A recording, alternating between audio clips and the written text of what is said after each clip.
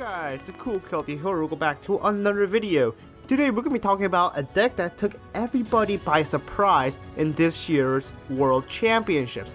This was played by Shintaro Ito from Japan, and he played a Mega Audino EX deck. Now Shintaro Ito used Mega Audino as his main attacker, and of course if you want to get into Mega Audino you have to have regular Audino in play as well. And regular Audino EX is actually not that good of an EX card. For 1 energy you can do 20 damage and heal 20, not a great attack. For 3 energy, of course you can use the DCE to help. For 3 energy though, you max out at 110 damage.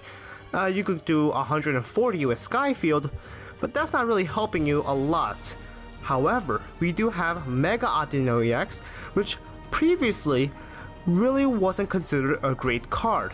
But Shintaro Ito looked at the format and saw what cards were popular and saw that this card was able to do a lot of destruction just because of the way it spreads the damage around. Now here's what I mean by that. Magical Symphony costs 3 energy, so you can do that with 1 regular energy and 1 DCE, and you do 110 damage. Again, not fabulous, but a second effect is really where this card takes off. If you played a supporter card from your hand during that turn, you do 50 damage to one of your opponent's benched Pokemon. Now when you do look at our format, you see that there are a lot of decks that have weak basic Pokemon in them. Now first of all, we have Shaman EX, and this thing knocks out Shaman EX in 1 hit. Shaman EX is a 110 HP Pokemon. Magical Symphony does 110 damage to the active Pokemon. So if you can Lysander out the Shaman, you already are getting 2 prize cards. Now we also have, as I said, other weak basic Pokemon.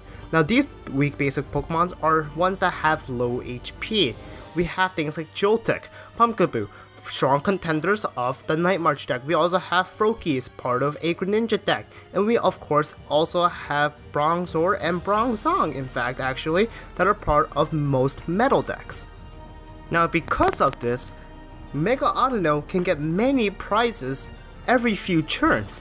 Every 2 turns you're averaging around 3 prizes, assuming that the active Pokemon is an EX of course. And of course, decks do have to run some sort of EX, most decks anyway. Most decks will have some type of EX that will be their main attacker, or at least run Shaman EX, which is a great set card. Now with many weak basic Pokemon on the bench, Mega Audino can 2-hit KO almost any EX in the format right now. And on top of that, it's doing damage to some bench Pokemon. So when we do have weaker bench Pokemon such as Joltik that are extremely weak with 30 HP, you're knocking them out in 1 hit before they even come to the active position, so you can be taking even more prizes a turn.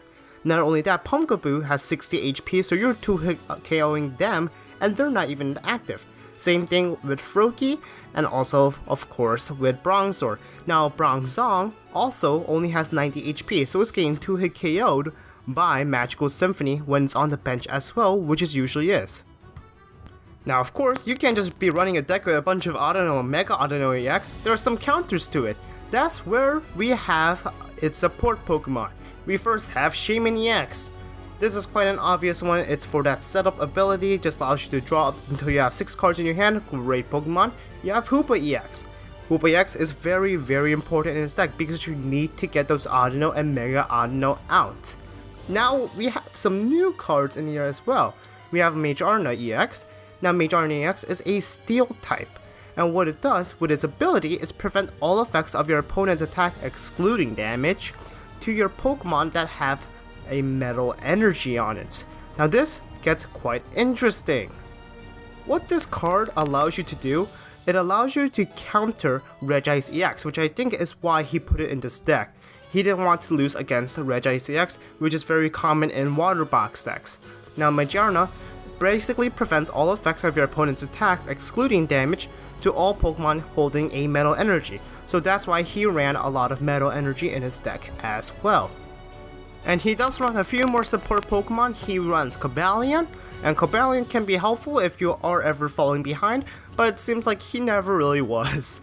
And of course we also have Absol. Now what Absol does is that when you play it from your hand onto your bench, you can move 3 damage counters from one of your opponent's Pokemon to another one of their Pokemon, and this can become very helpful in certain situations. I saw it mainly as a Frogadier killer. So yeah, that was very interesting.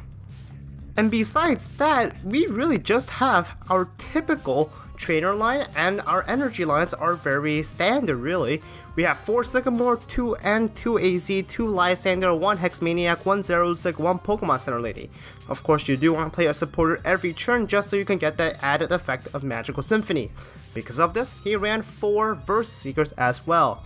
Of course, then you need 4 Ultra Balls for your Surge Power, 4 Trainer's Mail because you really do need that supporter every turn, 4 Audino Spiraling because you didn't want to waste a turn evolving to Mega Audino, 2 Floatstone for free retreat, and 2 Parallel Cities to get rid of Shaman EXs on your bench. You wanted some Mega Turbo, he ran 1, just because he didn't feel the need to run more, and I can see why, because you really only need 2 energy attachments. He runs 1 Escape Rope, 1 Super Rod, 1 Starting Megaphone, your typical trainer setup. And of course, in terms of energies, he just ran 6 Metal Energies and 4 DCEs. Very standard, but his Pokemon line was really what made this deck interesting and very good in the format that he played it in. So I hope you guys enjoyed, and see you guys next time.